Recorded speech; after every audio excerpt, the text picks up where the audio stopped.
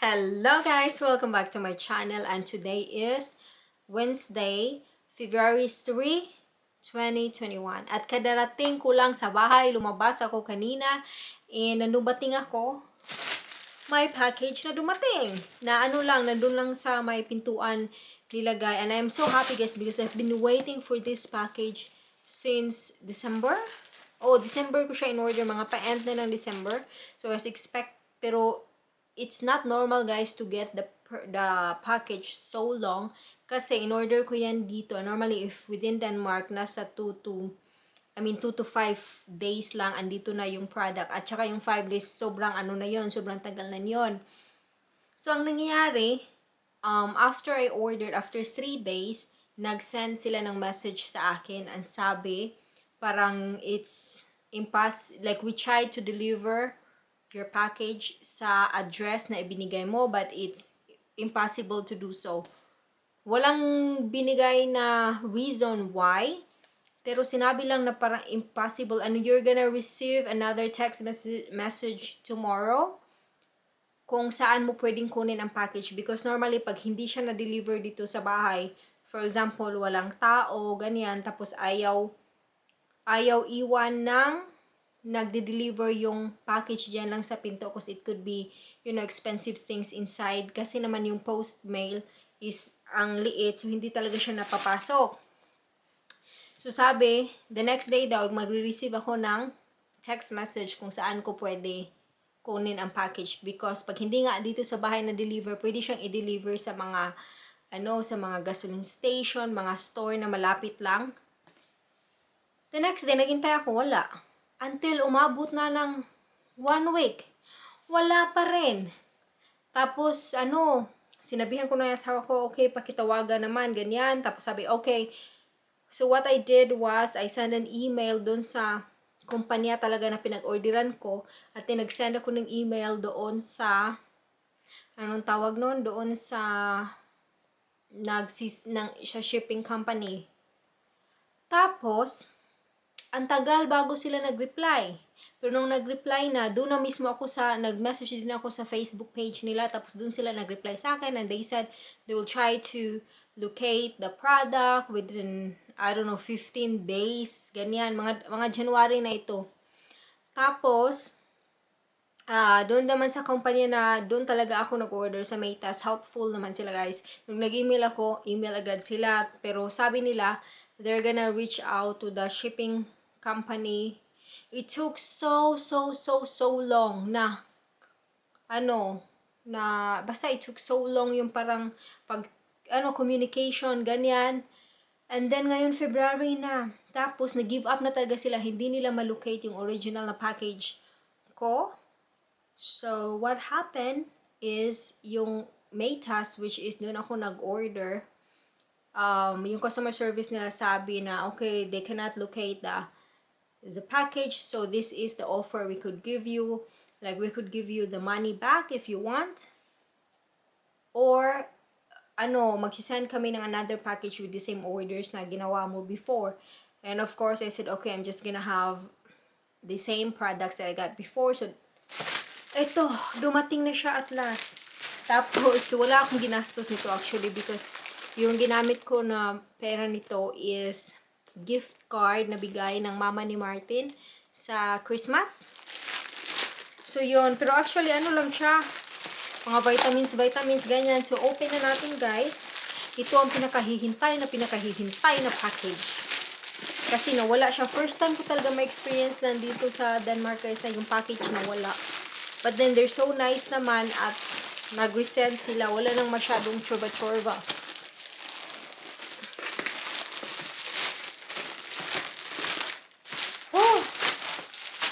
Nahirapan akong huminga ba?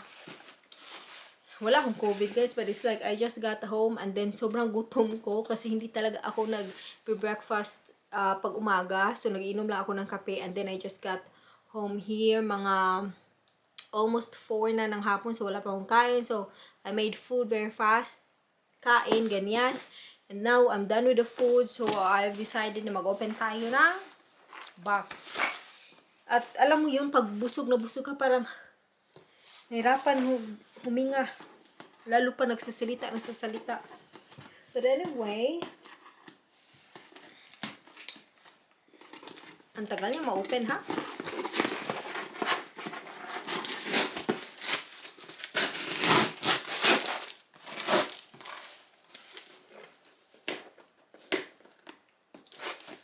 Hindi naman siya ano guys. Wait lang. Kuha ako ng gunting.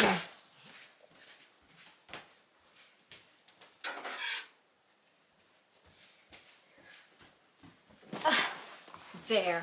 So gunting is ready.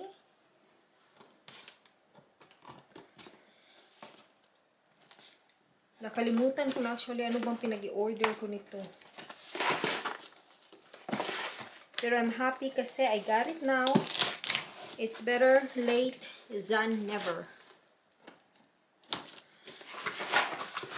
Si Martin pala guys, he's out. Nandun siya sa tiny house namin.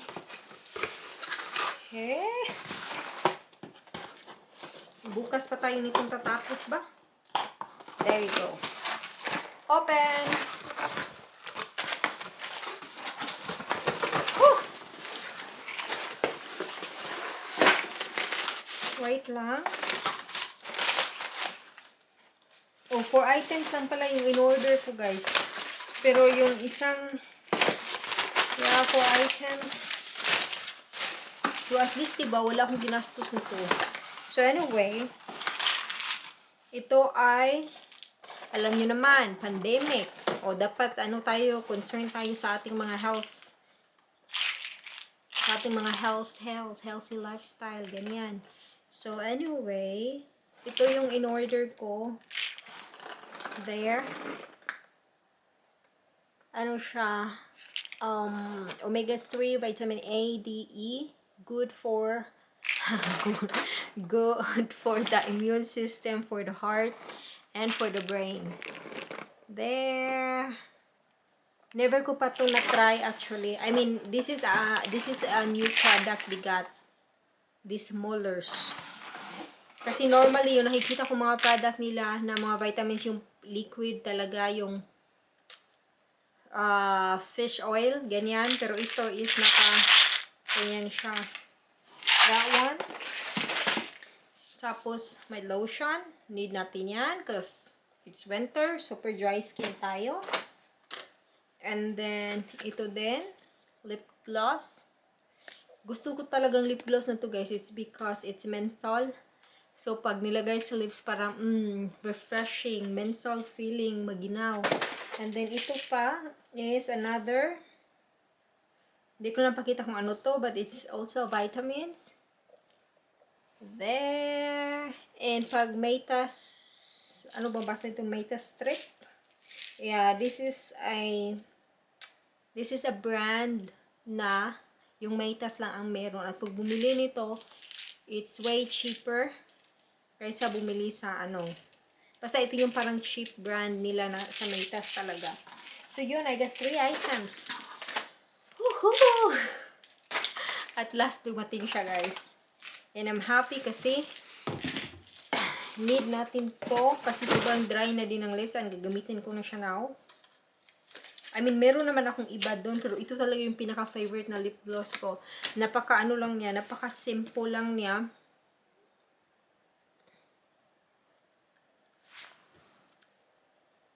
Oh, ginawa ko pa kayong salamin. Nice. Oh, so yun guys. Yun natin buhay-buhay for today.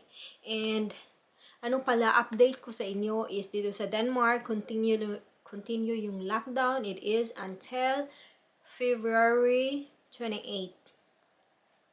Yeah, February 28. Pero decreasing na naman yung may cases ng corona dito, but then the government just wanna make sure na parang to make sure na makontrol talaga, so that's why they are extending the lockdown. So close pa din everything until February 28, and then may sabi-sabi din na baka ma-extend siya later on up till middle of March, pero hindi natin alam.